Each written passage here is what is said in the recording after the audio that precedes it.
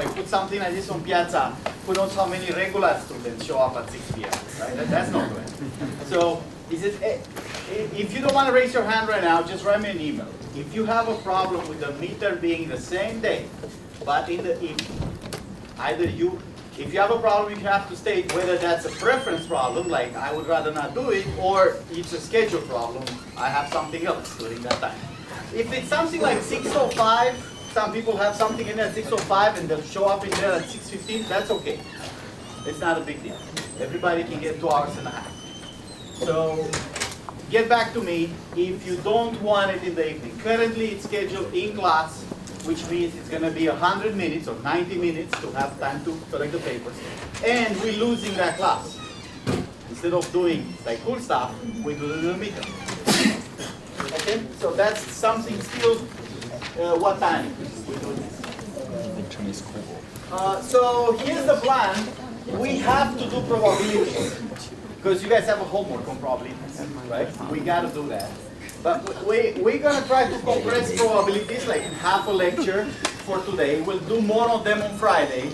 So there'll be some things in the homework that you will not be able to do until Friday. That's okay. Because I want to take the time to do one more counting phenomena or technique that I think is really important and not trivial at all. So what I want to talk about before probabilities is something called Catalan numbers.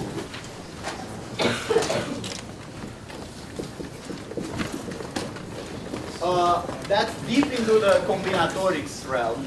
And the inferences that we did here are more sophisticated than the basic choose 3 out of 10 in order out of order. There are about 300 known problems that have this answer. So it's a pretty common thing that shows up in a lot of places. So I will show you 300 problems, but I'll show you 5 of them. And we'll try to get to the number, see if we can make it that far. And we'll try to see why those problems have the same answer. So before I start, remember something I said last time? There are 2 sets. This is the set want to count, and this is the set that we either know the count, or we have a generative mechanism. Like pick two vowels, pick 4 digits, and rotate them. That's a generative mechanism that generates every single item in here. What we need to be able to count this way is what's called a one-to-one function. Some books call that a bijection. You don't have to worry about the bijection name. One-to-one means every item here has a unique correspondence here, and every item here has a unique correspondence here. We can't have things that go nowhere. That's not a one-to-one. It has to go somewhere. Here the same thing. We can't have an item that goes nowhere. And we can have things that go in 2 places. If there is this guy that corresponds to 2 things or 3 things, or the other way, something here corresponds to 3 or 4 things. That's not a one-to-one. One-to-one means an exact correspondence. So let's have this in mind before I start those problems. So I want to show you 5 problems. Let's find a marker that's proper marker. Right. Here's the 5 problems. One problem, we're going to say balanced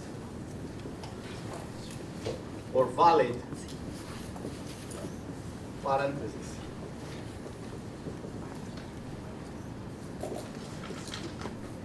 So this problem has to do with, for a given n, in how many ways, you know how you have to put parentheses? You can open more than you close, but you can't close more than you have opened, right? So suppose I close one here. Now this is paired with this, right? Because you always close the latest one that you open. So now if I close this one here, it's corresponding to this one. If I open another one, and I close it, now this guy is paired to this guy. I still have one open, right? Which I can close. If I close it, now this thing is the same as is the pair with that. I can't close another one, right? That's invalid. The moment I have more closed than I have open, that becomes an invalid parenthesis. But anything else works, so there's two conditions. The number of open has to be equal to the number of closed. And at any moment in time, you cannot have more closed than you open. Those are two conditions, right? So conditions, number of open has to be the number of closed. And at any point in sequence, the number of open, that's total, has to be at least as big as the number of closed. Yeah, again, you cannot close more than you have open.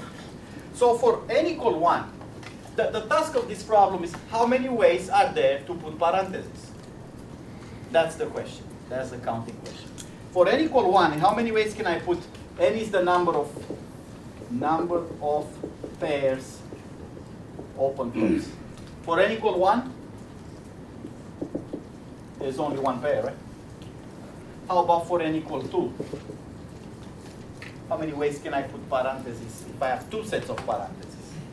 I can put open, close, or open, open, close, close, right? That's two ways. How about for n equal 3?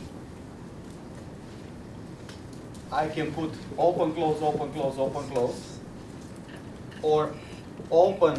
close, and then open, open, close, close. What else can I do? Open, open, close, close. Open, close. Open, open, close, close. And there's one more. Open, open, open, close, close, close. How about for n equal 4? So how many ways are here to do for n equal 3? 5. How about for n equal 4? There'll be a lot of them. Open, close. So here's the first one. Then we have open, close, open, close.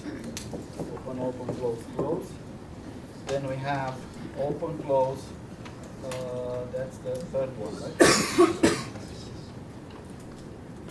Third one, open, open, close, close, and then open, close.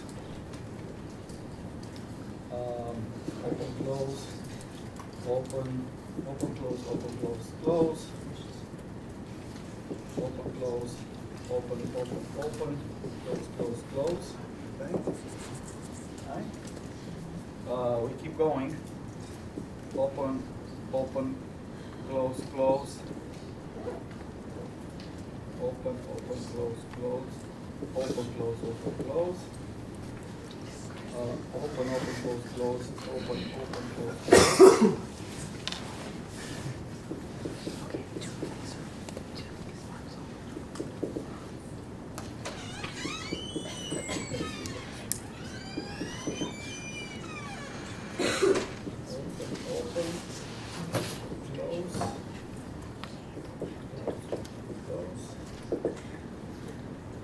Four more in here. You can do it. I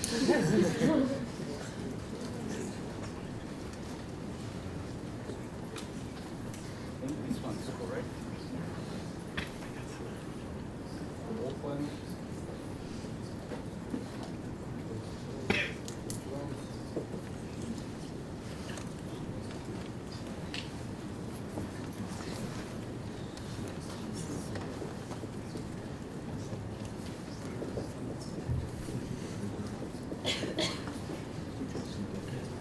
Anyway, you get the idea. How many ways can you put parentheses? How many pairs? 4 pairs of parentheses with those two conditions. The before open and for close to the end, but at any point in time, you can't close more than you have open. You can close just about how many you open, but then you have to open other parameters. Right? That's one problem. And we want to know if n is given, say n is 17, how many ways can you put parentheses? The answer is for n equal 1, there's 1 way. For n equal 2, there's 2 ways. For n equal 3, there's 5 ways. For n equal 4, there's how many ways? How many ways are here? 14. Yes? Is this like a homework problem, or do you want us to say right now? What? Do you want us to tell you now, or is this like No, I'm solving this problem now. I want to show you a way of counting that has to do with combinations, but it's more sophisticated than what we've done so far. Clearly, it's an honor thing. Right? Maybe beyond honors. Problem number 2.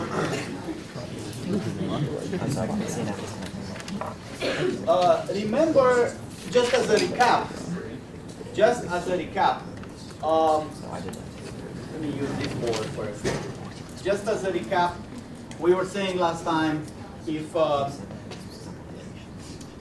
I have, let's say, let's start with 3, be more, we'll do other ones after that. If I want to go, let's see how this is done here.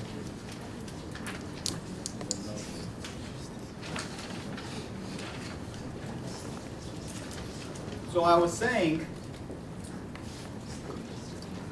let's imagine this grid n by n, and I want to start here. That's 0, 0. You know, that's 1, 1. That's 1, 2, 1, 3, so on and so forth. That's a grid, Gaussian grid. And I was saying, how many ways I go from here to here? So that's the origin, and this is the end. And my possible ways to go here, we did this last time when we did balls into beans, if you remember. Those were the balls, and those were the beans separated. Every time you move to the next line, that was a new bean, right? So in how many ways can I go from here, from here? This is nothing to do with balls to beans, but it's the same thing. I can count the ways to go from here to here. So like, for example, this way, that's one way. There's another way that says go here, then go here, then go here, then go here, then here, and here, right? So there's many ways. How many ways are from go number of grid paths from origin to end? You can only go this way or this way. Those are the allowed moves.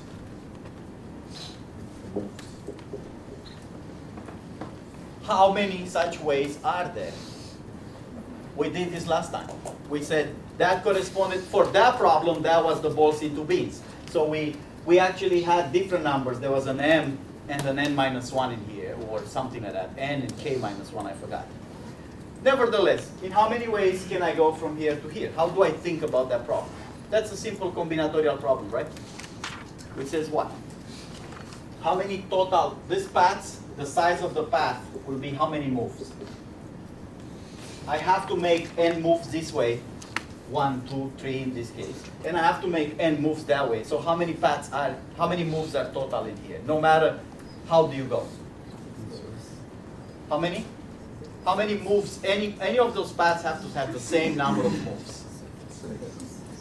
6 in this case, but in general, for a general n, 2n. Ends up, who sees that? You gotta make n moves to the right and n moves up, no matter what order you pick.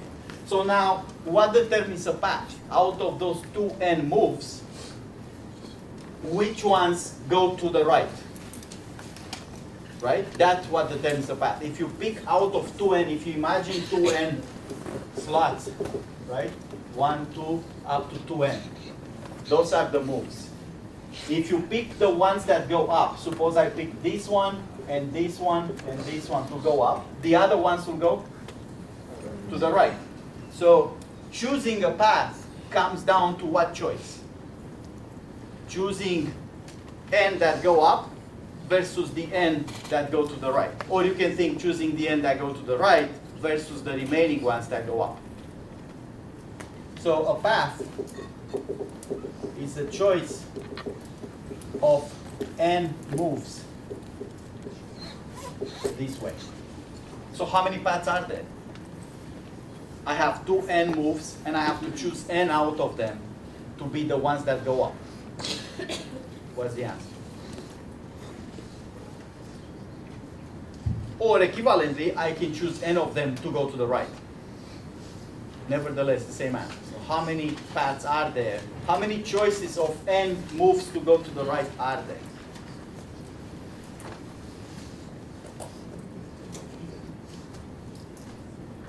So I have, these are my moves, 2n. I need to choose n of them to go up. I can be any n of them, right? If it's the first n, will be up, up, up. If it's the last n, we'll go first to the right and then up, up, up. Any choice of 3 moves in here that go up. Yes? So it would be 2n choose n. Correct. Choices, that means paths. Every choice of choosing n moves that go up corresponds to a path. We did this last time, right? Remember? We had this read and we were saying in how many ways can you go from here to here? That was balls into beans. If these are the balls and those are the bean separators. Now, I want to complicate this process. That was the regular 1800. Now, here's the actually, let's write it down here. Here is the non-regular one. So I'm going to draw a grid with, say, 5 things.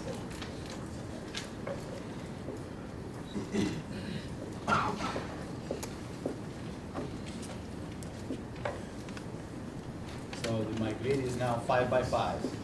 I have the same problem. I want all the paths. So this is origin. This is the end. I want the same. I want all the paths from origin to end. The path will have the same size. The path will be 2n because I have to make 2n moves. But there is a condition. The condition is if you look at the diagonal of this thing,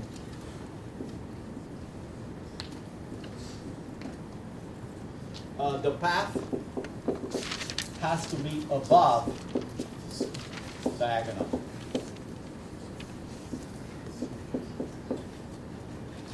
It can touch. Touch allowed. But you can't cross the diagonal. So in other words, there are clearly now some passes that are valid and some passes that are invalid. This path, up, up, right, right, up, up again, right, right, right, up. Is that good? It touches the diagonal here, but that's okay. Touching the diagonal is allowed. Going over the diagonal is not allowed. So any path that steps any place in here, it's invalid. Clearly, that's much more difficult problem, right? Because it's easy to count all the paths. Just say how many ways to choose n moves to go up. The other n will be to go right. Easy. N choose, 2n choose n. In here, you can't do that, right? Can we say it's just half? Can we say those paths are exactly half of those 2n choose n? Why not? Isn't that problem kind of the same like the parenthesis problem? Because you can't have more moves to the right than you have moves up, but you can have the same moves, so it's at the same time. That's a very good observation. That observation is a one-to-one observation. This problem here is the same as this problem here. What is the one-to-one map that makes those problems the same problem? In other words, this one can touch the diagonal, but not cross it. How do we map this problem into this problem? What is the map? That Every open parenthesis from there corresponds to a move up. And every closed parenthesis there corresponds to a move to the right.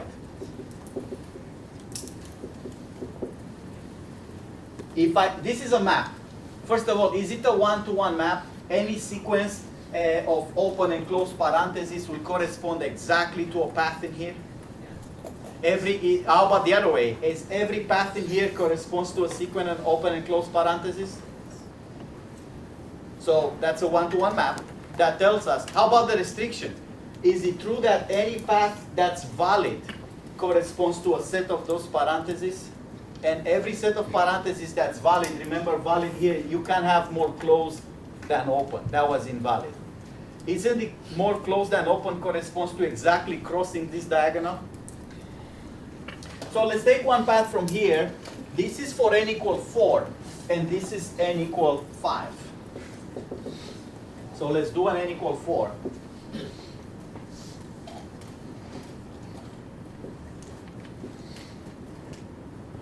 It's n equal 4. I'm going to take a path at random. I'm going to take this one. What path is this? Up, right, up, up, then up one more, right, right, right. So that's what puzzle that. Open, close, open, open, open, close, close, close. If I take a path from here, that's valid. Remember, valid means you can cross the diagonal. So let's take a path at random. We have to go up. You can't go right, because right means invalid right away, right? So suppose I go up, up, up, right, right, up, right, right. So again, up, up, up, right, right, up, right, right. What will this be? So up, up, up, right, right, up, right, right. What is this? Open, open, open, close, close, open, close, close. So now the pairing is this guy corresponds to this guy, this to this, right? Are we convinced this is a one-to-one map? There is a simple mapping function that maps any legit sequence of parentheses, that is, you can have more closed than open, to any path that doesn't cross this diagonal. Hands up, who's with me? Yes, question? Yeah, is it also the fact that you have to be above the diagonal is the same as saying that you can't start with a closed, it has to have Right, closed because a follows closed open? parenthesis will jump immediately into the invalid region. Okay. How about touching the diagonal? When a path touching the diagonal, what is that corresponding to? That there's an equal amount of open press, like, I guess left parentheses and right parentheses. That's kind of an expression that just finished from the beginning. Open, close, it just finished, and you're starting a different set of parentheses. So in this case, what would be for n equal 5, this path that I draw here, what is the parenthesis equivalent? Open, open, close, open, open, close, close, close. Now it's touching the diagonal, which means this expression is closed, it's complete.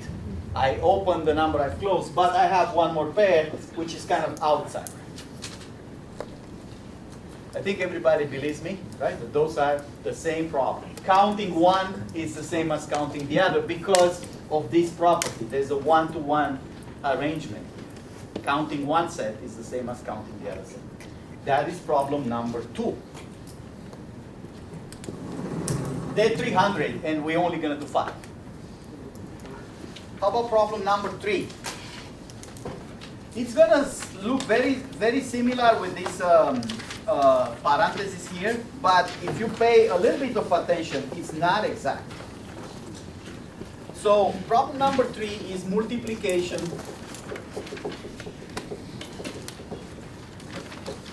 ordering or order. In most multiplication, whether it's matrices or numbers or in general groups, multiplication is associative, right? Most things, say matrices, when you multiply them, A times B times C, you get the same result as A times B times C. Right? And that happens in most multiplicative groups. Whether they're numbers or objects or matrices, when you talk about multiplication, in general, it's associative. Which means it doesn't matter the order in which you multiply things, you're going to get the same result. But for matrices, it matters a lot the order in which you multiply things. Not for the result, but for what? The result is the same. But why somebody multiplying 3 matrices might worry about the order? The actual complexity of multiplication, how much time a computer will take to do that multiplication, depends very greatly on the order. That's something you're going to do in your algorithms course. If those are different sizes, they have to have some property to be able to multiply them. It matters which ones you multiply first. You can take a short time with a computer to multiply them, or a very long time. That's not this problem, that's a different problem. But I'm saying, even though you get the same result, the order might matter for other purposes. So my question is, if I have a sequence of n things, same as before, n things, so n equal 2, I'm trying to multiply 3 things. I can do A times B times C, or I can do A times B times C. That's for matrices here. But for this problem, it doesn't matter what we are actually multiplying. It's just a matter of how many orders are there to multiply those objects, assuming associative. So there's only 2 ways to multiply 3 things. Either do those 2 first and then multiply with the third one, or do those 2 first and then multiply with the third one. How about for 3 things? How many ways can I multiply 3 things? I can do A times B, and then I can multiply with C and then with D. Or I can do A times B, then C times D, then multiply those 2 together. So that A times B, C times D, and then multiply them together. Or I can do A times B and C, D. So what's the order here? B and C goes first, then it multiplies with A, then the result multiplies with D. Or I can do A times B times C times D. So in this, how is different this one from this one? B and C goes first, just like in here. Only in here they multiply then with A. In here B and C multiplies with D, then with A. You have a question? Why is it when you say n equals 2, you're using 3 terms, and n equals 3, you're using 4 terms? N is the number of parentheses. Pairs. So you see I have 2 parentheses, and here I have 3 pairs of parentheses. It's a one away. For if you have 4 symbols, you need 3 pairs of parentheses. If you have 3 symbols. There's one more here. A times B times C times D. In this one, C, D multiplies first, then with B, then with A. So I'm not changing the order of the A, B, C, D. A, B, C, D are in the same order. What I'm changing is who multiplies with who first. Ends up with how many things I got here? 2? How many things I got here? 5? Do we think this is the same as that one? Because it looks the same. N equal 2, it looks like there are 2 ways to put parentheses. And n equal 3, there were 5 ways to put parentheses. And there's 5 ways to do multiplications. I know intuitively, when I thought this the first time, I was like, of course, because putting parentheses dictates the order of multiplication, right? And then I was like, okay, what's the map? Who corresponds to who exact? Those are 5 things. Those here are 5 things, right? I'm talking about this. Not tall enough. So if the parentheses correspond 1 to 1, which they do, this is just another Catalan problem, they have this kind of behavior. And I was thinking intuitively, shouldn't be too hard to map those 5 into those 5, right? So what's the map? Who corresponds to who here? And it's true, if we write it for, I'm not going to do that, but if we write it for n equal 4, we're going to obtain 14 things. 14 orders of multiplying 5 items. So I struggled for a while, and then I cheated. I looked at the notes because I couldn't find the map. Anyone wants to try to say, we're looking for a mechanical map that says, okay, in order to map from here to there, you have to do the following things. Replace A with the parentheses, the dots with something. How do we map this into that? Which one is this one? I don't know. See, if I look at this parenthesis on the bottom problem, I don't see any open, close, open, close, open, close, right? Do we? Is there any one of these open, close, open, close, open, close? Yet, do we believe that intuitively the number of putting parentheses have to do with the number of ordering, multiplying things? Seems like an intuition that should check out somehow. Yes, somebody had a plan? I mean, I don't know.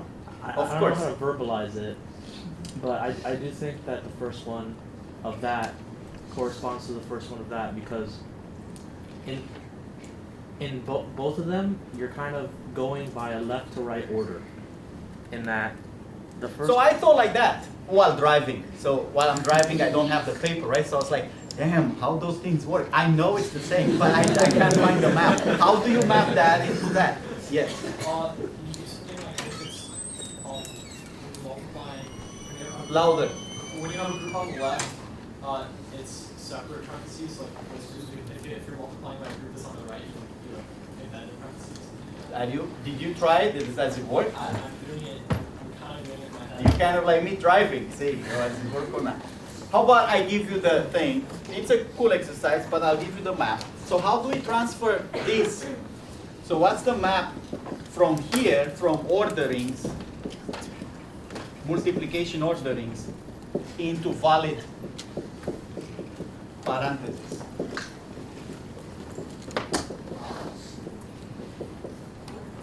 Parentheses.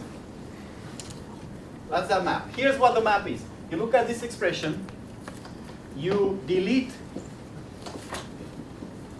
open parentheses and the literals, A, B, C, so on and so forth, and then replace the dots with open parentheses. So the closed ones remain.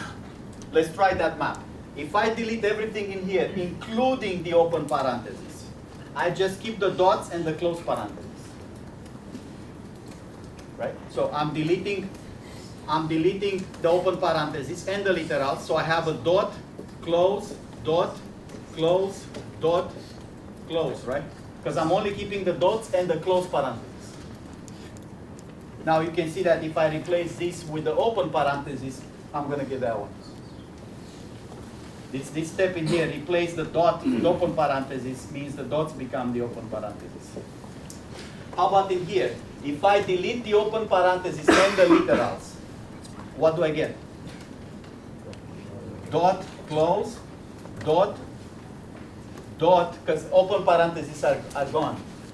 Close, close. So which one is this one? Open, close, close. How about in here? I delete the open parentheses and the literals. So I'm left with the dot, open, no, dot, close, dot, close. So then when I replace the dots with open parentheses, I get this. In here, I'm getting dot, close, close. That is open, close, close. And in here, I'm getting dot, close, open, close. You guys buy this is a one-to-one map between that one and this one? Well, as an exercise, how do you build a map the other way? So I show you how to move from one item here to one item there. There's got to be reversible. It's a one-to-one function. It's always reversible because everyone here has a correspondence here. That means everyone here has a correspondence here. So if I tell you from this, how do you determine, say, pick this one or this one here? How do you build that one into an ordering? So let's take that one. Open, close, open, close, open, close, right? So this is for n equals 4. what do I have to do to get an ordering? So I'm reversing this function. Instead of starting with A, B, C, D with open, close parentheses and dots, and I have this procedure to go to the other one, I want a procedure that goes backwards now. What do I do here? Every open becomes a dot. So this is dot, close, dot, dot, close, close, dot, close. So now, your exercise is, well, how do you put the literals in here? There's only one way to put the literals and the open parentheses to make a valid multiplication order.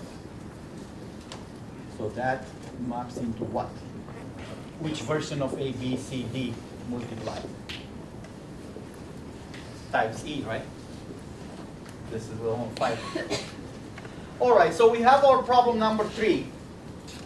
And one-to-one mappings are transitive, right? If this corresponds to that, and this corresponds to one-to-one to that, can I say this is one-to-one to that? Yeah, because every element here goes somewhere in here, and this guy transfers here. So that's a one-to-one map now, right? If this is a perfect correspondence one-to-one, this is perfect correspondence, I'll have a correspondence. So this is kind of now 3 problems that have the same count, because they both one-to-one mapping into this one.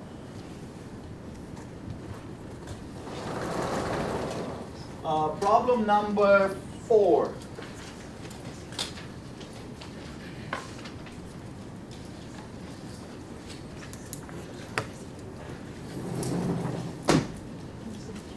Let's see.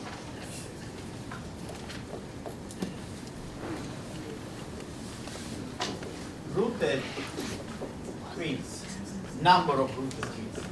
You're going to see a lot of trees in computer science. But for now, it's only a matter of geometry. If n equal 1, this is the root. The root is always the top node, top dot. So mark it as a big dot here, that's the root. If I only have n, n is the number of edges. So if I only have one edge, I can only go like that. That's the only possibility. Trees are connected, so it has to be connected. There is a root, only one way to go down. If n equal 2, I have a root. How many trees can I build here that have 2 edges? Here's one, right? That's one possibility. Is there another possibility? Which one? I start with the root. The root is always the top dot. Then I do what? Go down, and now down again. There's 2 trees. How about for n equal 3? Well, I start with the root, of course. The first edge is I have to go down. And then, how about down and down? That's 3. I can go down in here this way, and then that's 3. I could go here, and here, and here. I could go down once, and then like this. Is there another possibility? 3?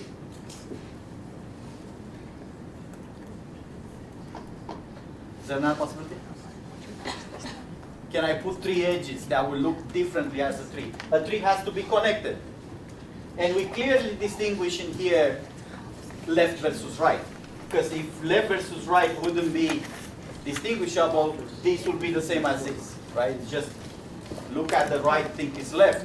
So unless we can clearly say this is left, left, this is left, right, right, then those would be the same tree. Are we convinced this is 5? Yes. Down, like down, down, down? Is this one, right? If I only have one, I'm going to call it left. You can't have right without having left. We say the first time you go down is the left side. So if you go down, down, down, you meant to say right, right, right here? That I think we call it that it looks the same. So she has a good observation. How about the tree that's right, right, right? We think this looks like that, but this doesn't look like this. So my point is, this starts looking similar with this thing in here, right? I have 1, 2, 5, if I try to draw the 14ths, what am I gonna get with, actually I wanna think more of a generative process here. If I'm to add an edge here, because that's what it means for n equal 4, right? Add an edge.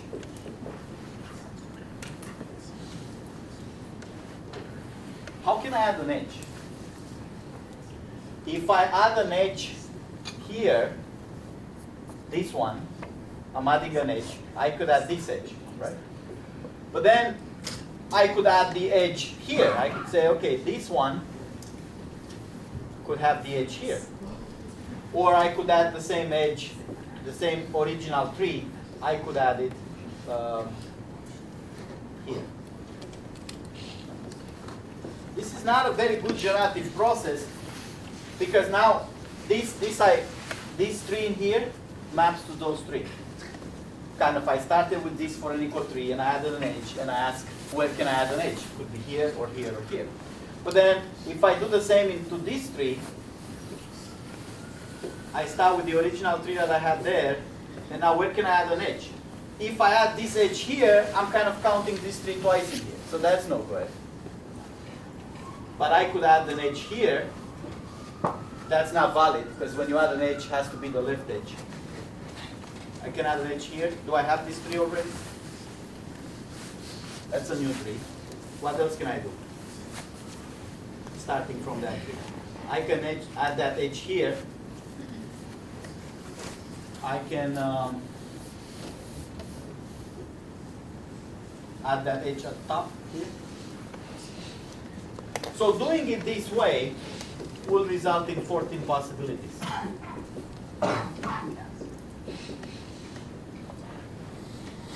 My point is this number of trees in plane that have root and then edges from the root with a fixed number of edges, that is n is equal 4, that was n equal 3, is the same counting problem. Yes? So would it be possible to say, okay, because we're going to go left and right, could we map that to our grid problem and then call our left up and our right? Right, so that's what I'm looking for. I'm looking for a one-to-one map that says this problem, we already know those three are the same problem, counting-wise. So anywhere I map this problem, I can map it into this, or into the grid. I'm going to get the same count. But what is that mapping mechanism? He's proposing to map this into the grid, right? So somehow he thinks any way you choose a tree corresponds to a path in this grid, a valid path. Remember a path that doesn't cross the diagonal? I don't know. Yes. Wouldn't it be every left relates to one up, like going up? Hmm? Every time you go left, it goes up one on that graph. Every time I go left, that goes up. And then what do I do about right? Well, right would be going right, but actually I don't know the order. I don't know if that's, I mean, it sounds like an idea. Because you'd have Remember, it has to be a one-to-one map. Everything as a path has to uniquely correspond to a tree, and every tree has to uniquely correspond to a path. Yes. I might have an idea for how to convert it to like the parentheses. Go ahead. So I'm just going to use the n equals 2 as an example on the trees, but it would be like, since it goes left, it branches off, which is open, and then it stops there, which is a close, and then it branches right, which is open, and then it stops there, which is close. So this corresponds to who? That would be open, close, open, close. And the next one would be open, open, close, close. How about this one? That would be open, open, open, close, close, close. And this one? That one would be open, open, close, open, yeah, open, close, or something. I see. Open. You guys see this idea? I want to map these trees kind of into the parentheses. Oh yeah. Okay, it's open, open, close, close, and then open, close. Yeah. You have to define this map. See, I mean, one thing is to have an idea, and another thing is to give the exact map. Take the dots, replace them with parentheses, do that. I mean, this is an idea, but you have to formalize it exactly how a tree becomes a sequence of parentheses. What's the exact mechanism? And then show that it's a one-to-one map. Remember, everybody has to correspond to somebody. My take on this, it's a huge preview from what's going to happen 2 months from now. The way I'm mapping this to parentheses, indeed, is by, or actually maybe the order of multiplications. Let's see. It's thinking about a generative process, not a direct map, but a generative process that generates this number. So we're going to call this Cn, C4 equal 14, C3 equal 5, C2 equal 2. Right. Generally, Cn is the Catalan number.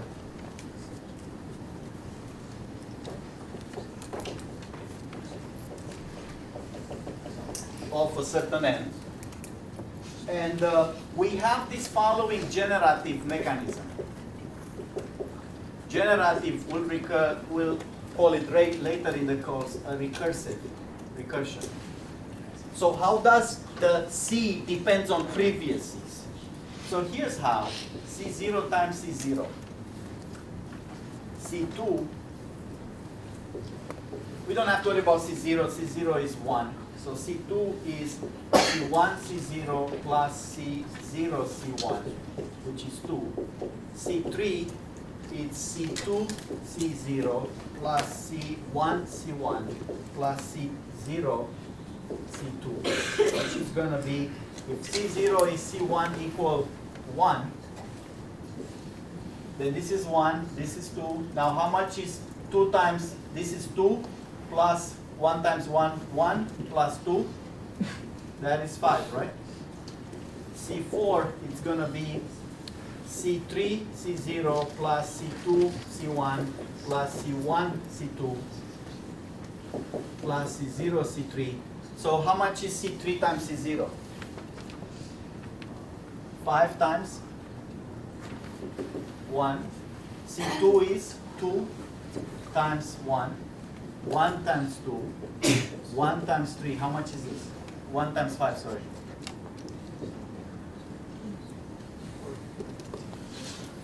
Hmm? 14? In general, I'm saying if you want the next Catalan number, this could be obtained as a sum from k equals 0 to n of ck times cn minus k. That's a general formula. And it's a recursive. Recursive means it's not a clean definition. The new number depends on the previous values. So it works if you kind of compute all of them. See how I did here? If you compute C1, then C2, then C3, every one of these will depend on the previous values that already computed. You can do it that way. But as a definition, if you just want Cn plus 1 or Cn, you don't know what the other C's are. So it's kind of a recursive definition. We're going to talk about recursive functions, and you're already talking about recursions probably in the fund list. But we're going to talk about recursive function after the midterm. And in the algorithms, you'll see a lot more recursions. Now, why is this happening? If we look at, say, the multiplications. Here. What this formula, let's take C3 right there. C3, it's C0 times C2 plus C1 times C1 plus C2 times C0. Why is this happening with the ordering of multiplications? So I'm taking that formula that I take for granted, and I'm asking, how does this work for multiplication? Here's how I'm going to think. If you want to multiply, this is C3, right? So I'm looking at n equal 3. If you want to multiply 4 things, there's got to be the last multiplication. You choose to multiply 4 matrices. at some point you have the last multiplication, right? If you, in any one of these A, B, C, D, which is the last multiplication that happens here? Times D. Which is the last multiplication that happens here? This one right here in the middle, right? Is that clear for everybody? The last, if I do this in this order, what's the last thing that I'm multiplying? This times that. How about in here? Which is the last multiplication? Hmm? Somebody else, or louder. What's the last multiplication that's happening in this order? D. How about in here? A times. How about in here? What's the last multiplication? A times, right? So no matter what order you pick, there will be a last multiplication that's happened. So what I'm saying is, there'll be the last multiplication. This is last. There'll be some guys multiplied in this side, and some guys multiplied in this side. And that's the last one.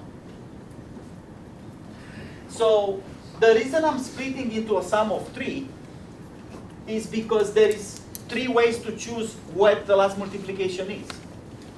You can have 0 versus 2, 1 versus 1, or 2 versus 0. By 2 versus 0, I mean, if this is the last multiplications, how many multiplications happened on the left side of that? 2. And how many happened on the right side? None. There was no multiplication happening in here, right? So this guy is what kind of split? That's 2, 0, right? Considering the last multiplication, it's a 2, 0 split. 2 before, 0 after. How about in here?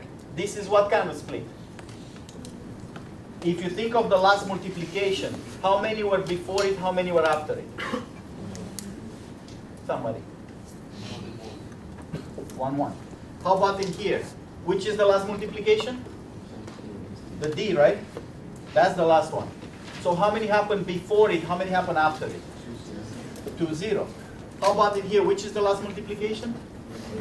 That's the last multiplication. So what was the split here? And in here?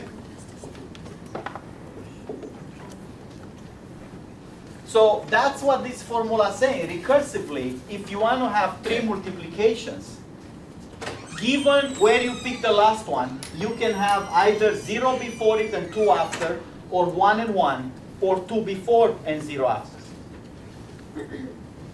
Now, once I decide the split, so say this is 2, 0. This is simply back to the previous Catalan number that says how many ways can you multiply things in here. Right? Once you decided that this is 0, so you must have just the D in here, if it's 0, because the only thing multiplied on the right must be the D.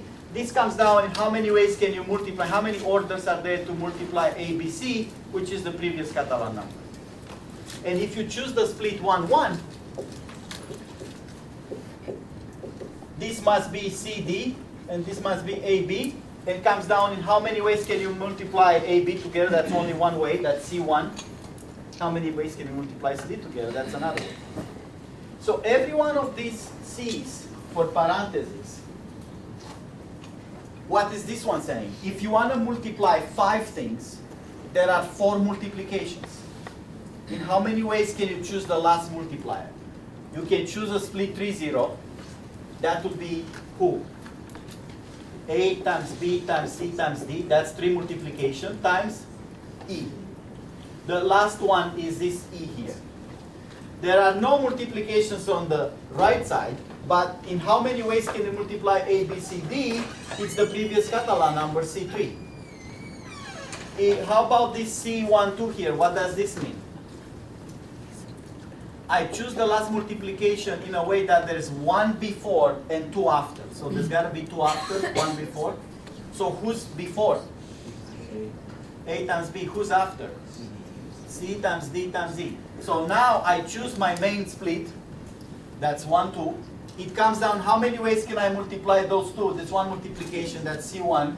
How many ways can I put parentheses on 3? 2 multiplication, that's C2.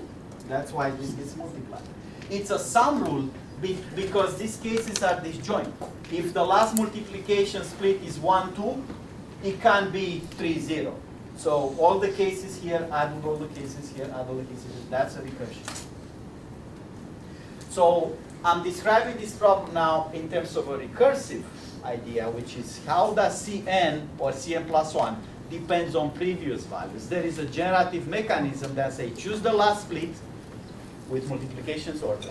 Once you choose the last split, apply the formula for the left and the right, multiply them together. You have a bunch of cases, you have to add them up. Hands up who's with me first. Good. Okay, so I want to know if I'm completely thinking about this the wrong way, but Not completely, but for sure. So one thing I was thinking about is so your subscripts for COO or for C2, it's C1, CO, C0, C1. It kind of looks like Pascal's triangle. Is there a relationship between what we're doing there? Or There is a Catalan triangle. okay. That is in the notes, but it's not the same as Pascal. So if you read the Catalan notes, the last thing it has, it's a Catalan triangle. How does it build to the next row? You're right. It's based on this recursion right there. Just like Pascal was built on the recursion. Now, can somebody do this thing with the last multiplication and splits? Effectively, look at this formula here. And tell me how this formula can apply to generating trees. So I want to apply this generative process that results in this formula. We already seen this is valid for multiplication orderings, right? Because you choose the last split dictates those terms, and every one is left move orders versus times right order. How many y's can do left versus right? So that clearly this formula works for the multiplication orderings. I'm saying I think this formula also works for trees. Of course, we don't have a last split in a tree, but how can I say, okay, given the trees you had before, how do you move from 3 to 4? That's kind of what we did to try to do here. How do you take those 3 trees and end up with 14 on the next line? And I want to do that in a way that corresponds to this formula. So when I move from 3 to 4, I would like to say the way to generate 14 trees here, because there's going to be 14 of them, it's kind of looking at them like that. It's split 3, 0, split 2, 1, split 1, 2, and split C0, 3. Again, who's C3? C3 is the whole Catalan number for 3, right? So what does C30 mean?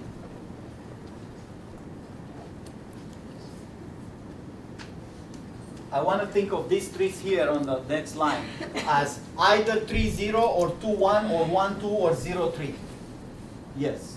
Well, for the first like C3 times C0, it's like all of the options for n equals 3 and just add another, like from the root in those, you put another one up.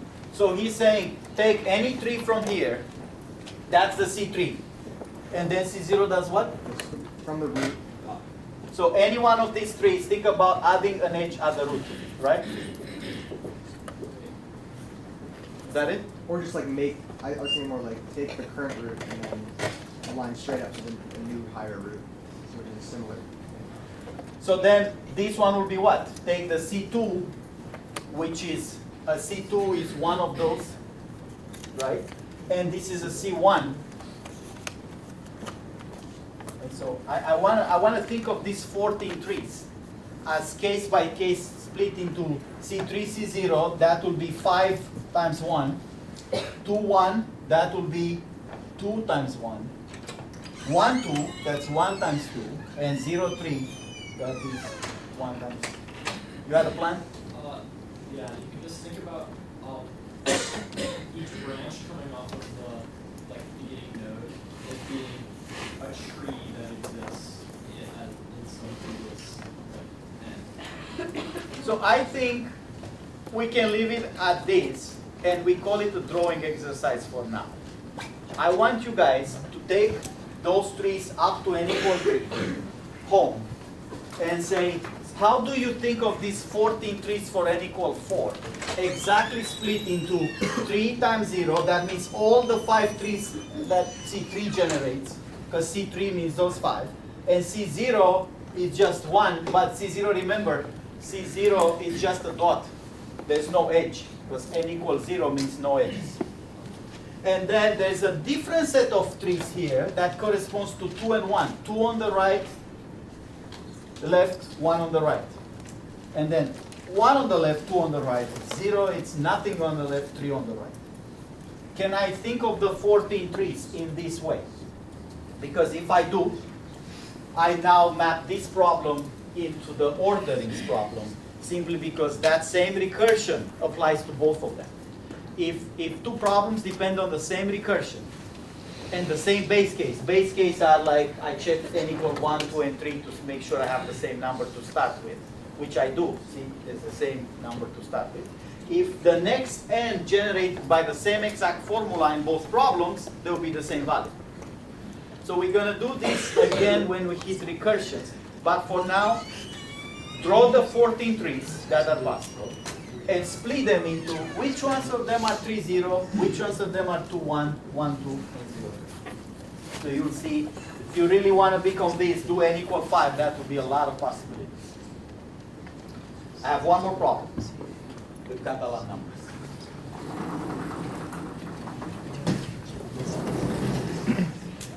Problem number 5. If I get an n plus 2 polygon, so n equal 2 will be a square, right? Split in triangles.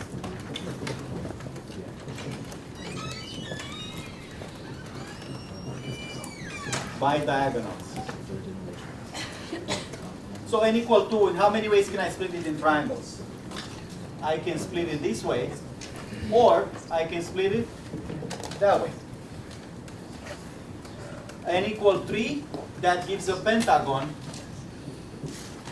In how many ways can I split this one into triangles? The number of triangles is fixed. If I split a square into triangles, how many triangles I'm going to get? If I split a pentagon in triangles, how many triangles I'm going to get? 3. What are the possible splits? Here's a split.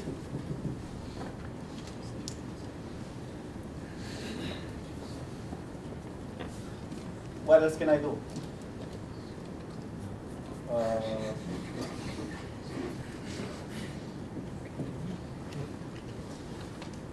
I can split from here.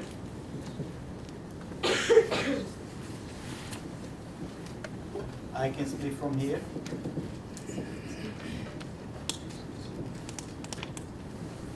I can split from here. And one more.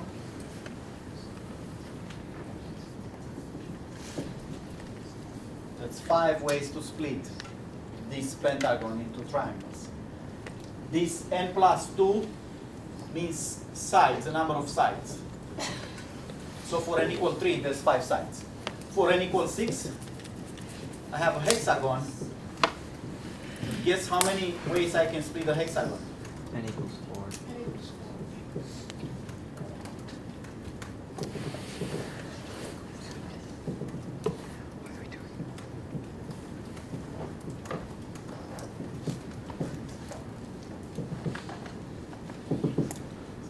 This is the same problem. The number of ways to split that n plus 2 into n triangles is the same. 2 for 2, 5 for 3, 14 for 4. Yes. So in the polygon, the recursion, does that come in with the fact that with n equals 4 with the hexagons, if you make a split near an edge, you turn it into a pentagon on the Right. bottom, or you can turn it into 2 quadrilaterals? So think about generatively, how did I move from, sorry, that's 4. There's 6 sides. He's describing how that recursion applies from moving from pentagon to hexagons. The way to think about this split is once you make an initial split, it comes down to how to split the remaining one, which is just the previous case. So then again, you have to show that you can think of the splits in that way. 3, 0, 0. So this in here, C4, it's still C3 times C0 plus C1 times C2 plus C2, C1 plus C0, C3. So why is it that those splits are exactly split as 0 and then the other 3, 1 versus 2, so on and so forth, add them up, is the same generative formula that dictates how the n plus 1 polygon from 6, the next one will be 7, right? How that splits into triangle. That has to do with the initial split. So this kind of split will split it into how many splits are possible here now? 0. Then C0 means I don't have any choice, right? And this will be the remaining 3, C3. If I split it this way, what am I going to get? And we're going to get one of those two. And if I split it, you have to figure out how this works. How do I generate the 14 splits of a hexagon, group them into 3, 0, 1, 2, 2, 1, and 0, 3. That's the same like with the trees. That's still a drawing exercise for now. You can draw this hexagon 14 times, do the 14 splits, and then group the 5 that belongs to the 0, 3 case, 2 for 2, 1, 2 for 1, 2, and 5 for 3, 0. So now we have all these problems that mean the same count, and we have one-to-one maps between them. But we don't have an answer, right? I mean, we have the C2, we have the C3, we have the C4, but what if I want to do C5, what do I do? Can I compute C5 using that formula then? How? So what would C5 be?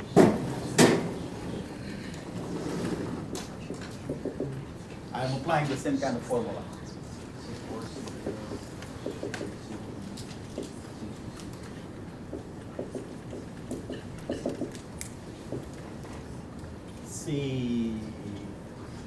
Second one is C equals 0, 1. 3, 1.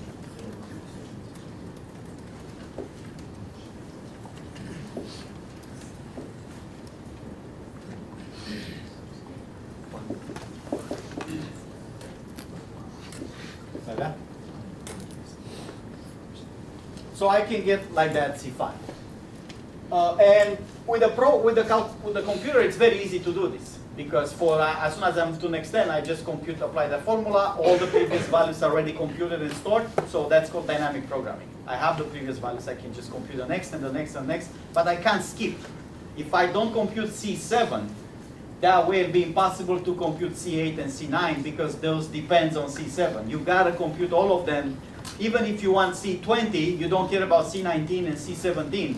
The only way to compute C20 is to compute all the values up to C20 that way. Because again, if you skip one, not gonna work.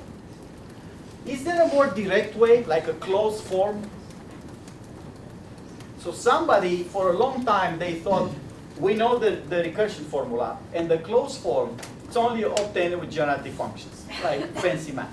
Until somebody recently, relatively recently, math, it's hundreds of years of math. So when we say recently, we mean the last 60 years.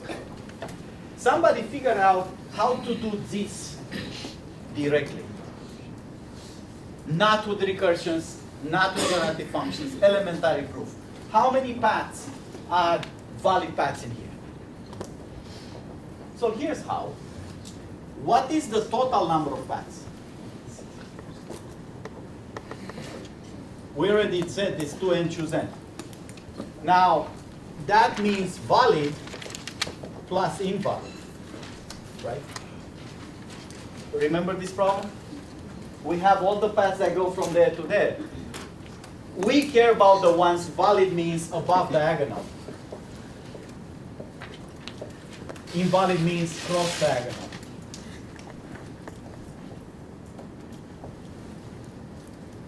So this person figured out, I know the total. This is the ones I want. But instead, these are the ones I'm going to compute. That's how I'm going to get that minus that is the ones I want. So what he figured out is, okay, here's my grid, 5 by 5.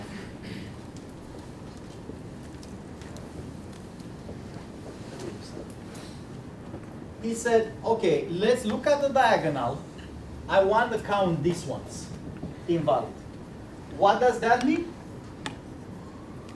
Invalid means has to cross the diagonal, right? So he said, okay, let's look at the paths that cross the diagonal. You can go up, up, right? Maybe, and then you go here, once here. Now I'm crossing the diagonal. I'm only looking at paths that end up here. So I'm looking within this set of valid paths. I'm crossing the diagonal. Maybe here I'm going one more, and then how is this going to look? I'm here.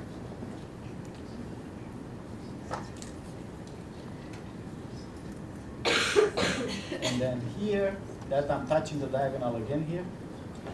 And then from here, maybe I go again like this, like that. So any path crosses diagonal. That's from here, from this set. So what this guy said, if I have a path that crosses diagonal, let's build the whole tree. I want to count how many paths do cross the diagonal. So how am I going to do that? I'm going to look in here, where it crosses the diagonal. So that's exact. The first point where it crosses, it's here, right? This is not yet an invalid. The fact that I touch the diagonal, it's not invalid. Only when I cross it, I become invalid. So I can't characterize this point here because that's not of interest. If I only look here, I didn't get invalid yet. The moment I know it's invalid is this point here. I got invalid right here. What I'm going to do here is reverse all the paths from here. Meaning every time the path goes up, I go right, and every time the path goes right, I go up. So this path goes right, instead I'm going to go up. What is this path does next? Goes up, so I'm going to go to the right. Then what this path does? Up, I'm going to go into the right. And then what the path does? I'm going to go up, and then up. Up means I'm going to go to the right. Kind of get out of the grid, right? So what this guy did again, he took any invalid path. An invalid path means you have to cross the diagonal, be definitely in the lower side. From that point on, reverse the whole path. My point is that this path will, this is n and n. What's the coordinates of this point here? N plus 1 and n minus 1, right? It's n plus 1 to the right and minus 1. I think we can prove that any invalid path, if you look at the first invalid point in it and reverse it, you're going to end up in this spot in here. No matter where this path crosses. Let's imagine another path. Let's say 1, 2, 3, right, right, right. So that's the diagonal. Suppose it crosses here, goes up, right, right. So here's another path, up, up, up, 3 times, 1, 2, 3, then 4, 5, 6, 7 crosses the diagonal. And from here, it goes 8, 9, 10. How would this look if I reverse it? Where do I have to reverse it?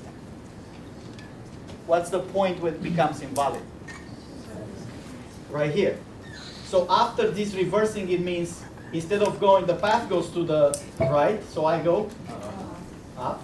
And now the path goes twice up, so I go twice right. See? I'm end up in the same spot. So here's what this guy proved. If you take any path that crosses diagonal and reverse the path at first invalid point. So reverse this path after the first invalid point. That's now a path from origin to what point? It's not to the original n and n. It's now to who? N plus 1 and minus 1. So again, what's the procedure here? Take an invalid path, take at the first spot where that path crosses, it becomes invalid. Reverse the remaining path. Guarantee it's gonna end up in n plus 1 and minus 1. He actually showed this goes both ways. This is a one-to-one map. Meaning, if you take any path that goes here, that path has a point that if you invert it, you get uniquely an invalid path in the original problem. So that's your exercise. Prove that this transformation is a one-to-one map. Any invalid path corresponds to a path from the origin to n plus 1 minus 1. But also the other way. Any path from the origin to this point, if you find the right place to reverse it, you get an invalid path in the original problem. So how many paths are here? These are all the paths. So he shows any invalid path can be transformed on a one-to-one map into a path from origin to n plus 1 minus 1. How many paths are from origin to this path? Yes. 2n choose n plus 1. Correct. That's 2n or n plus 1 plus n minus 1, right? That's how you got 2n in there. Choosing n plus 1, which is the moves to the right. Or choosing n minus 1, which is the moves up. Hands up, who's with me? So there's two parts of this proof. Three parts. One is to say there is a transformation from the invalid paths to the paths not to nn but to n plus 1 minus 1. What's the transformation? Pick the first invalid point, reverse the path after that. That's easy to show, it's going to end up in here. The difficult part is to show backwards. Any such path corresponds uniquely to the first invalid point, reverse it is going to be invalid path. Is it true that there are as many first invalid points possible as n? You mean counting this point, this is a first invalid Yeah. point, this is first invalid point, Yeah, this there are is n first invalid possibilities. point, this and this. I'm not sure. Yeah, there are, because this is 1, 2, 3, 4, up to n, and it's 1 per column. Yes. So that's a one-to-one map. The hard part is the other way, to say for any such path that reaches n plus 1 minus 1, if you kind of reverse engineer the transformation that happened, you get uniquely an invalid path in the original problem. So now we know the number of invalid paths, right? Is this one. So how many valid paths are there?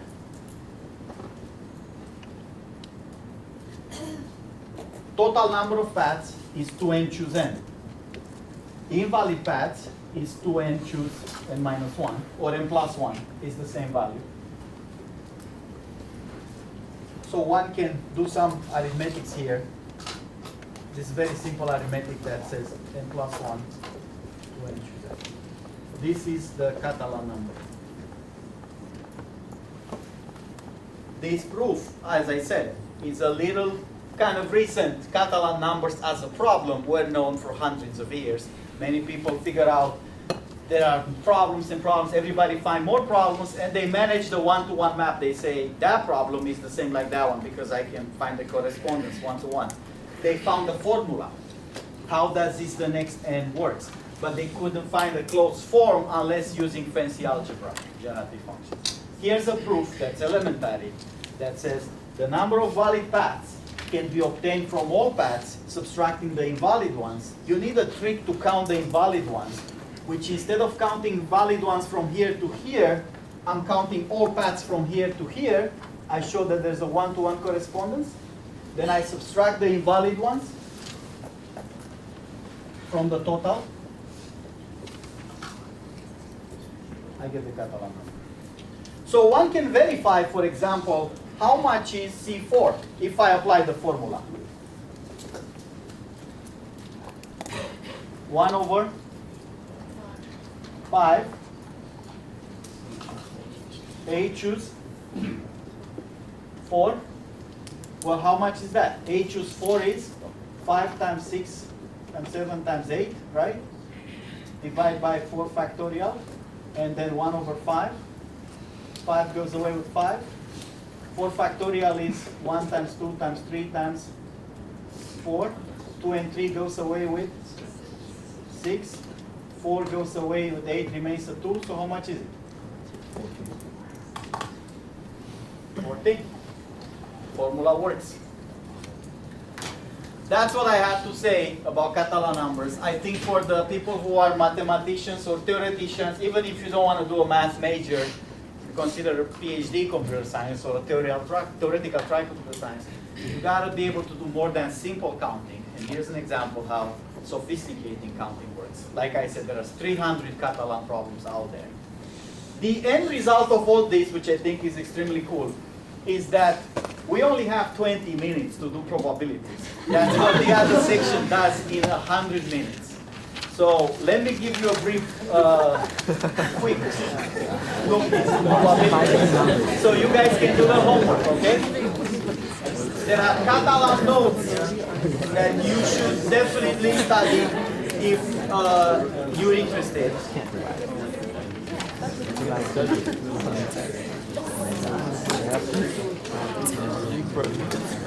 I'm making it much worse than it looks. This is trivial stuff. If you know how to count, these 20 minutes will cover probabilities just fine. The problem is counting it.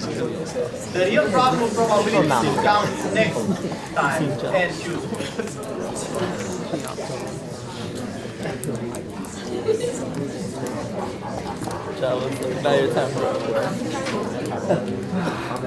So we have basics, which is counting. Then we have conditional and joint. Then we have stats, expected values, variance, entropy. All right. Then we have the other stuff on probabilities, which is sampling that the others don't do. So let's do the basics really quick. There is a probability space. Let's call it big omega here. And there is an experiment. Draw, for example, draw one random, or roll dice, or take a card. Pick a student, pick 2 students. There's some experiment that has to do with creating an outcome. An experiment produces an outcome. There are many names for this outcome. Result, sample,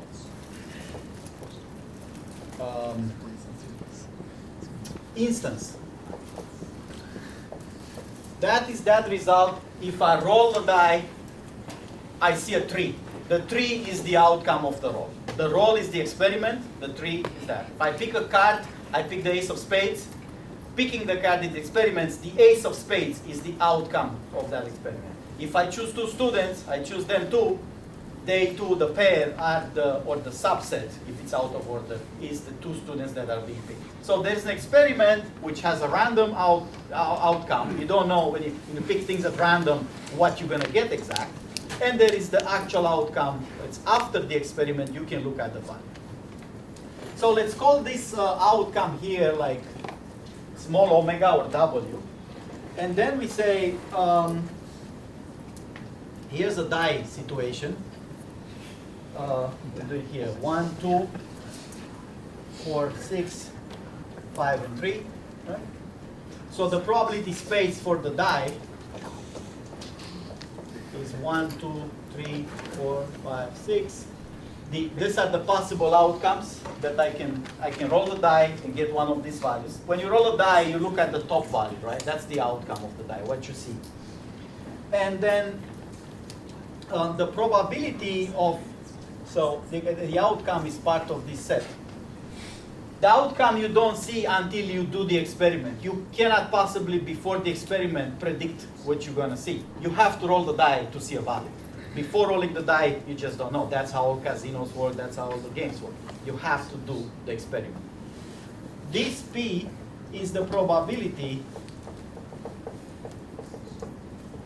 of outcome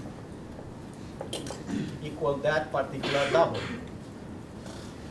So this is a measure, you can call it a function,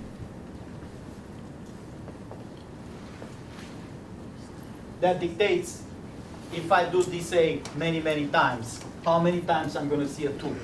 If I roll the die 1,000,000 times or 1,000,000,000 times, what's the chance of seeing a 3? That has to how many times I'm going to see it.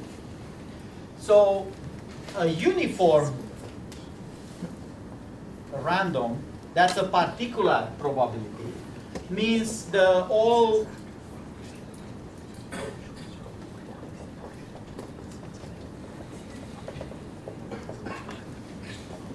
are all equal. But if they are all equal, they equal with what? It's 1/6. The reason that happens is that the sum over all possible outcomes of their probabilities must always be 1. Some people call it 100%. Right? Because you always get an outcome. When you roll a die, you have to see a value. It's no such way to roll a die and see nothing. We don't include that. So the sum of those probabilities sums to 1. So now that we have this basic setup, we can do this with the die, with the rolls, with the students, with the courses. We have a set of possible outcomes, and our experiment picks one of them, which some could be non-uniform. In a non-uniform, I may have the probability of 6 is 1/2, and the probability of 1 is the same as 2, is the same as 3, the same as 4, is the same as 5. Those will have to be 1/10, right? Because they together have to sum to the other half. 6 is a half of the time happening. Chances is 50% to get it. The other ones are equal, have to be the other half to sum to 1. So this will be 1/10 each. But this is a non-uniform probability. It means when I roll the die, half of the time I'm going to see the 6, and the other half of the time I'm going to see at random 1 between 1 and 5. That will be a fake die, one of each a player would like to use, where the game's bigger values means more success. And you don't want to use it when the games means bigger values means smaller success. Right? So that would be a non-uniform die. Now, what is an event?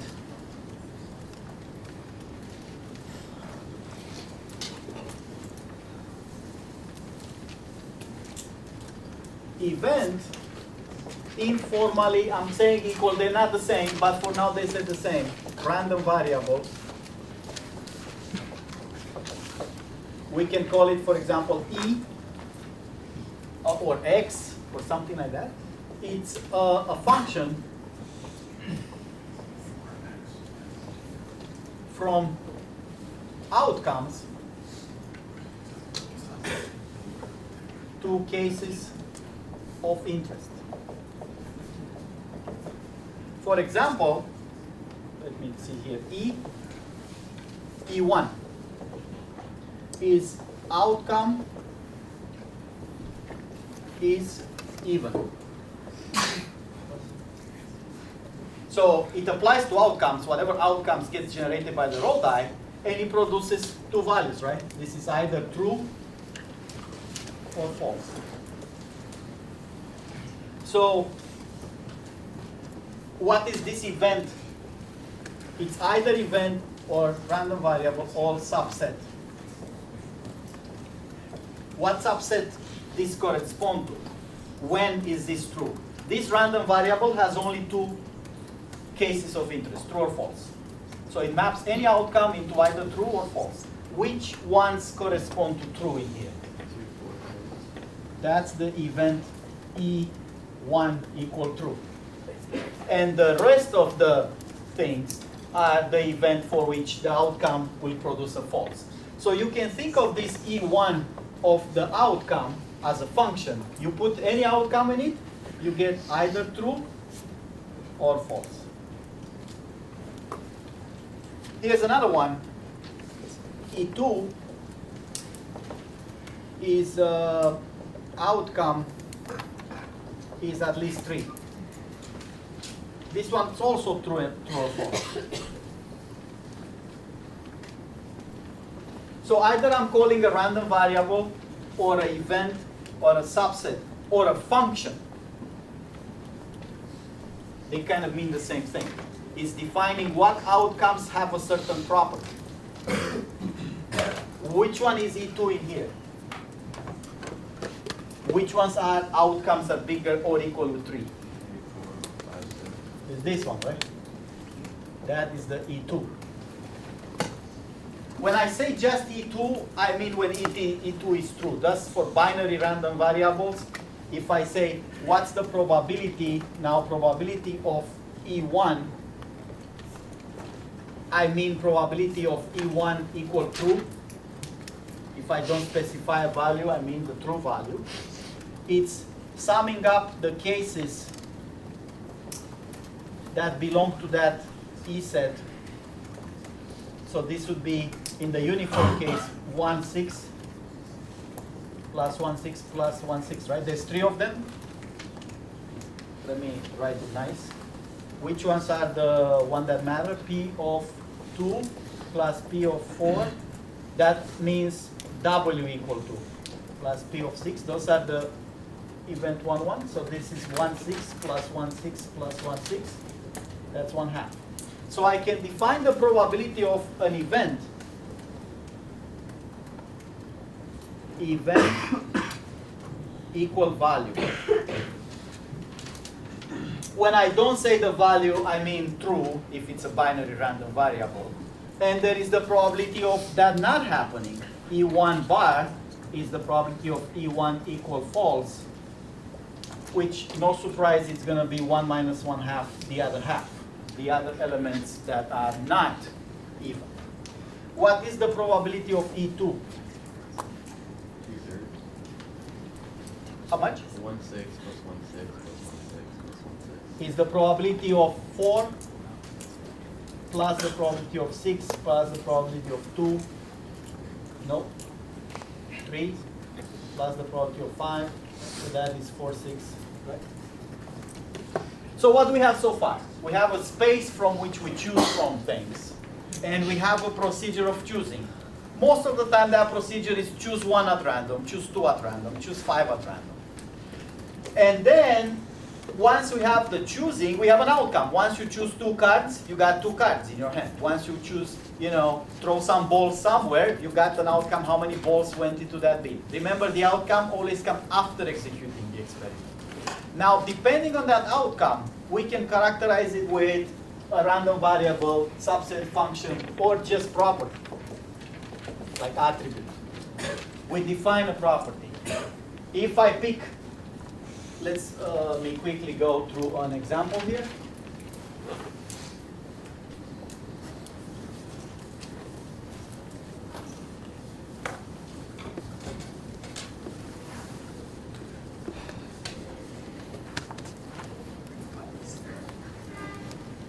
How about I roll 2 dice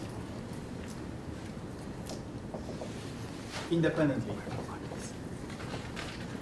Dice 1 and dice 2. So what are the possible outcomes when I roll 2 dice? I can see 1, 1. I can see 1, 2, up to 1, 6, right? Then I can see 2, 1, up to 2, 6, and so on and so forth, up to 6, 6. How big is this space? How many possibilities are here when I roll 2 dice? 36. That's a Cartesian product, right?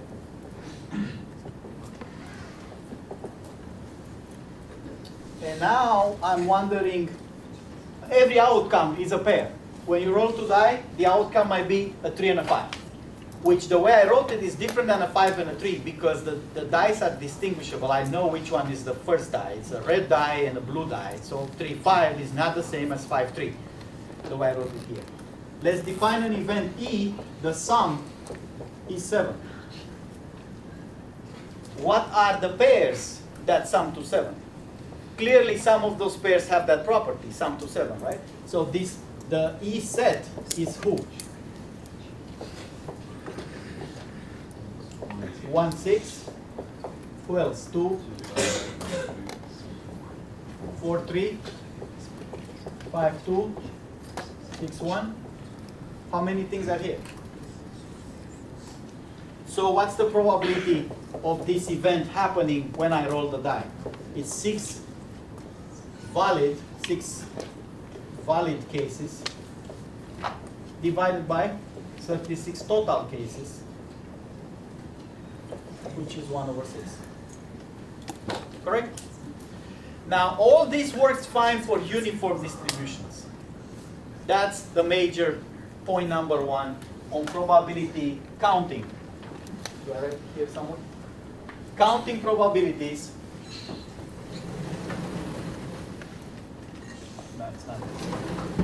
Counting probabilities has to do to say if it's a uniform distribution, any outcome is equally likely. In here, P of any outcome is what? 1 over 36 because it's uniform. If it's uniform, all I have to do is count the cases that fit in that event, that have the attribute I'm looking for, divide by the total. Again, if it's a uniform distribution, this wouldn't work if some are more likely than others. But if they all equal, I count the ones that sum to 7, I count everything, that's the ratio. How about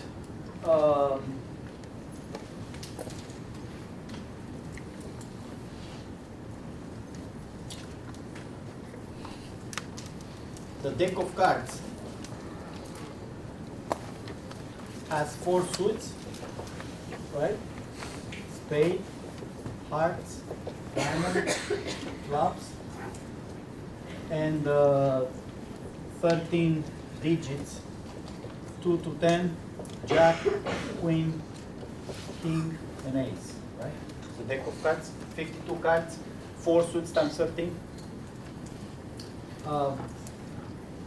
Event, so draw a random card. Experiment is draw 1 card. Event 1 is I got a face card that is jack, queen, king, or ace. Face cards are the one with pictures on them. What's the chance of seeing that? If I draw a random card. How many face cards are there? 16, right? Divide by how many cards can I possibly get when I draw one? 52. This is a basic counting idea. If you know the total, it comes down in how many ways can you get a face card? It's the same question like before. How about E2, another event, card is not face. That is between 2 and 10. That would be, how many such cards are there? I think it's 36. This is the complement of that. Any card, it's either face or not face. So if this is 16 out of 52 cases, the non-card has to be the remaining 36 out of 52, which also corresponds to 9. There's 9 per suit, times 4 suits. 9 times 4, 36, divided by 52.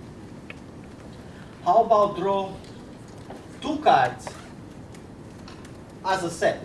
I don't mean a sequence. Doesn't matter which one's first, which is the second.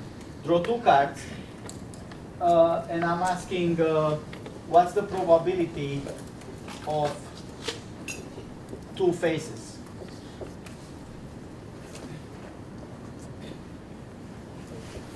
How many pairs of faces are there?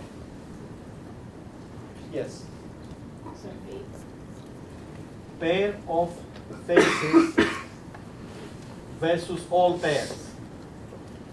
In how many ways can you draw 2 face cards? How many faces are total? In how many ways can I draw 2 out of 16? 16 choose 2. How many possible pairs, how many ways can I draw 2 cards out of the deck? 52 choose 2.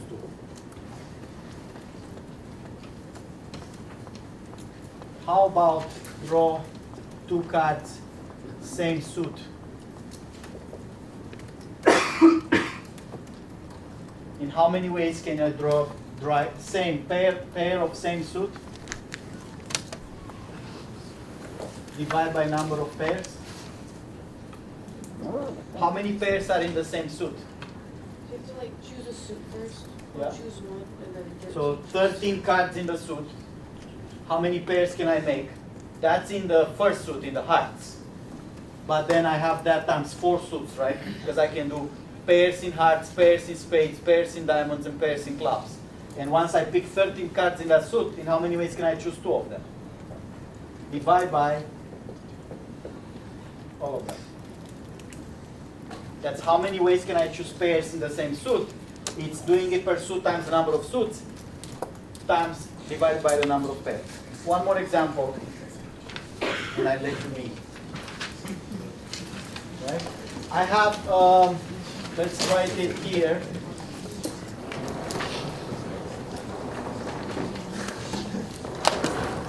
I have balls.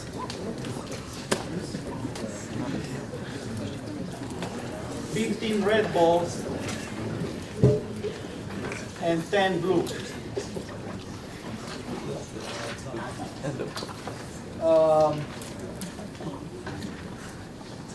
Let's see something in here. In how many ways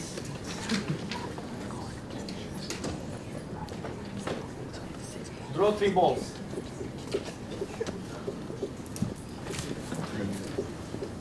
No replacement. When I say no replacement, I mean what? Once a ball is drawn, I'm not putting it back to draw. Right? What is probability of the event I'm defining here is 3 reds. So if I draw 3 balls from this urn, it's an urn with these 25 balls total. What's the chance of getting 3 reds when I put my hand in and I take 3 balls? The same. How many triplets of 3 balls are there? Yes. 15 choose 3. That's the number of possible triplets of 3 balls being reds. What's the total number of triplets? 25 choose 3. That's all the triplets I can make with all balls. That's the total. And that's how many triplets I can make that are good for me. What if I draw them with replacements? Draw 3 reds with replacement. So that's like one after the other. I pick a ball, look at it, what the color, throw it back in. I have it the second time, I pick a ball, throw it back in. The third time, what's the chance that I get 3 in a row, 3 reds? The first time is 15 out of 25. The second time is 15 out of 25. 15 out of 25. So this is the kind of thing that you have to know. Is this in order or out of order? Replacement or without replacement? So these basic probabilities are counting problems. If you know how to count the numerator, you just divide by the total and you get the probability of something to happen under uniform assumption. We didn't do conditionals, which are in the homework, so that has to wait for Friday.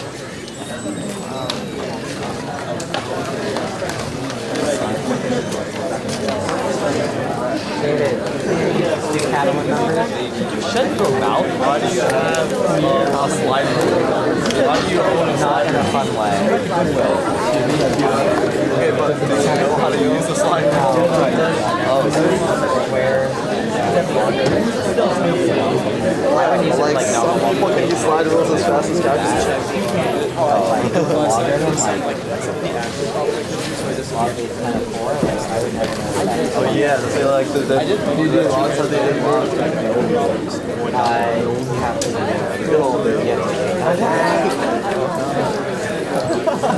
Bro, started playing Hearthstone.